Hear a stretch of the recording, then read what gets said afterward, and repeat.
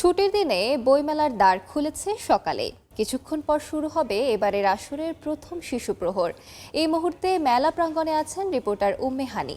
সেখানকার সর্বশেষ অবস্থা জানতে সরাসরি যাব তার কাছে। হানি, আজকে অমর একুশে বইমেলার যে পুরো দিনটি এটি কিন্তু আসলে পুরোটাই শিশুদের জন্য। একটু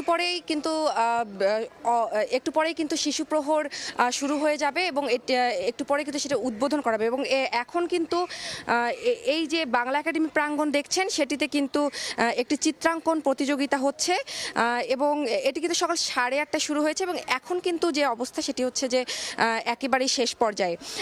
এবং এই যে চিত্রাঙ্কন প্রতিযোগিতা এর কিন্তু উদ্বোধন করেন চারুকলা অনুষদের প্রাচ্যকলা বিভাগের অধ্যাপক ডক্টর আব্দুস সাত্তার। এরপরেই কিন্তু একটু বলে রাখি, এরপরে কিন্তু সকাল 10টায় বাংলা একাডেমির আব্দুস করিম সাহিত্য বিশারদ মিলায়তনে শিশু কিশোরদের একটি আবৃত্তি প্রতিযোগিতার নির্বাচিত অনুষ্ঠান হবে। এবং কিন্তু এখনও কিন্তু বইমেলার দ্বার খুলে না দিলেও বাংলা একাডেমির প্রাঙ্গণ কিন্তু মুখর হয়ে উঠেছে কচিকাঁচাদের একেবারেই পদচারণায়।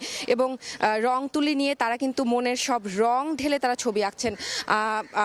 কারো আঁকায় আসলে ফুটে উঠেছে 52-র ভাষা আন্দোলন এবং কারো আঁকায় কিন্তু ফুটে উঠেছে একাত্তরের স্মৃতি। এবং